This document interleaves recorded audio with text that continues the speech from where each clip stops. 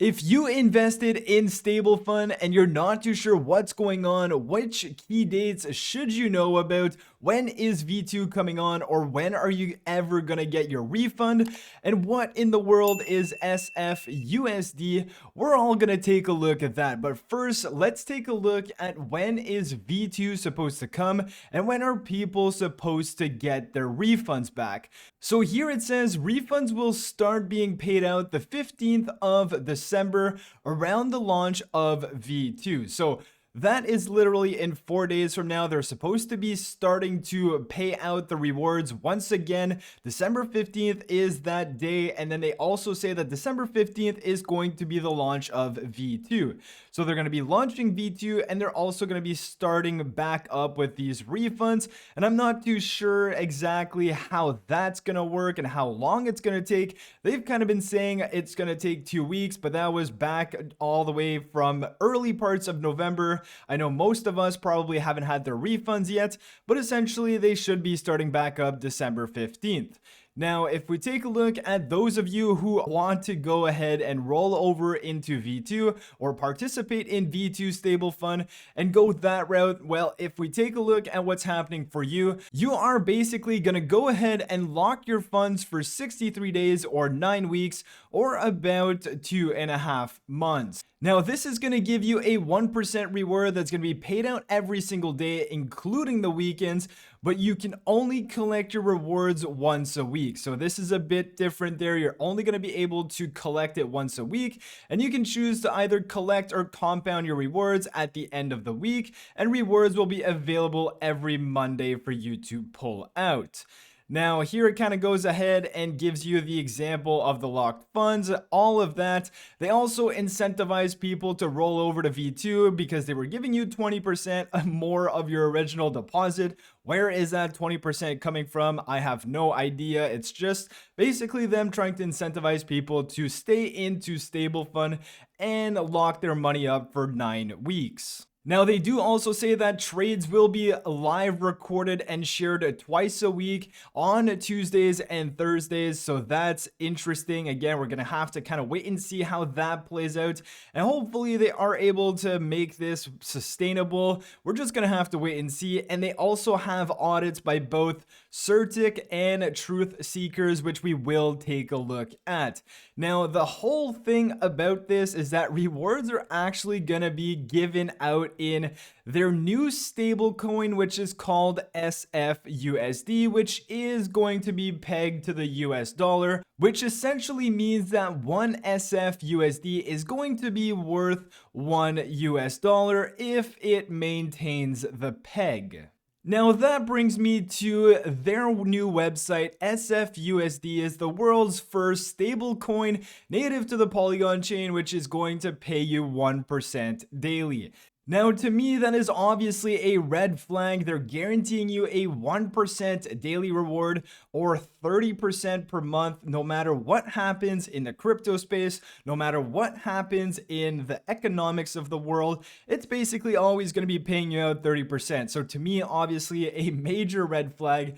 And the other thing that they're doing now is instead of paying out in BUSD, in Matic, in any of those other coins, which they were in Stable 1, they are now going to pay you in their brand new SFUSD stablecoin that is supposed to maintain its peg with the US dollar. Now, to me, I question whether or not SFUSD will be able to maintain its peg. I mean, you're basically paying out 30% in SFUSD every single month, and if people are cashing out, basically what that means is that they're taking this SFUSD and they're trading it for BUSD or they're trading it for USDT, and you expect that your SFUSD is able to maintain the peg with the US dollar. I mean, we're kind of just going to have to wait and see how that all works out. But now if we continue scrolling down here, you have one person as the team. It looks absolutely great. And the other caveat here is that SFUSD is only available on a few exchanges so far, and you can't actually do anything with it in the app itself. So the Stablefund app, this, as we know here, You won't be able to withdraw anything from this. You won't be able to convert your SFUSD into BUSD or into Matic or into USDT. You're gonna have to use one of these exchanges, which, I mean, I don't necessarily know all of these exchanges by any means, but you're gonna have to use one of those centralized exchanges in order to convert and swap your SFUSD into another asset that you probably would like to hold more than SFUSD. So if we take a look at the first exchange, which is DGFinex, and this one here has been recommended to me as opposed to the other ones by my members in my community. So I am gonna have to use this one here, and it doesn't seem like you need to KYC up until a certain amount, but again, you're gonna have to do some research on these exchanges and exactly what they require in terms of KYC. But if we take a look at SFUSD/USDT, that is their pair here, and we can see it is trading at $1 right now, which is what it's supposed to, because it's supposed to be a stable coin pegged to the US dollar. So that's number one, DGFinex. Your other exchange is going to be xt.com. On this one, we have two pairs. So we have SFUSD and USDT, and we also have SFUSD and BUSD. So we have the two pairs here. Again, these are centralized exchanges that you're going to have to take your SFUSD rewards from Stablefund, send it to one of these exchanges, and then swap it either for USDT or for BUSD, depending on the exchange you use, and then probably send that over to another wallet, because you don't necessarily want to keep your money in these exchanges. Now, if we quickly take a look at what's to come with SFUSD, they do say that obviously they are going to launch on Polygon first. They've already launched. That's on Polygon, and then you have a supposed launch on Binance Smart Chain in February, then a supposed launch on AVAX in April, and then on Ethereum in June 2023. So who knows if it's going to get to that. But if we take a look at the audits here, we have an audit by Certic, an audit by Truth Seeker. If we go ahead and take a look at the first audit, which is by Truth Seekers, if we take a look at some of the findings here, it was done just a week ago or just over a few days ago. And they do have a few risks here of centralization. They have some improper math in the precision of their token. And then we also have a few other things here. But again, it's nothing too crazy. I mean, this is just basically auditing the smart contract behind this. It's not necessarily doing anything about sustainability, right? It's an audit about the code itself. And now we have a few blank pages here and the Appendix A. But if we take a look at Certic's audit, and Certic's audit found two major findings, and both of these are related to centralization or privilege. And it does say that they are mitigated, but the way they've been mitigated is actually by implementing a multi-sig wallet. So now it's a 2 of 3 or a 3 of 5 signature required for anything to happen. But as we know with Stablefund V1 and the way they just kind of stopped everything in a matter of a few hours, it was overnight and everything just kind of stopped. I'm pretty sure that even if they need 3 signatures and they have this team behind Stablefund, they could do still whatever they want. I don't think they have anyone from the community that is involved in this multi-sig wallet. But if we take a look at a bit more information as to what these findings are, they basically say that the owner or moderator has the authority over the functions shown in this diagram here. And if this owner wallet is compromised by any means, then they basically have an option to decide how much is in the team wallet, mint any amount of token, and set the moderator addresses. Of course, this has been solved by a multi-signature wallet. So that's basically what's been happening as of now. And we have all of the different wallets here. So you can take a look at that. It's actually a 3 of 5 multi-sig wallet, and we have all of the owners here. So you can take a look at what these guys are doing there. Now, if we go on to the other one here, Again, this one here is another major one, and it says all initial SFUSD tokens are in the contract deployer when deploying the contract, and basically it says that the contract deployer can distribute SFUSD tokens without the consensus of the community. So if we go take a look at the contract on Polygon Scan, we can see the total supply is 100 million SFUSD.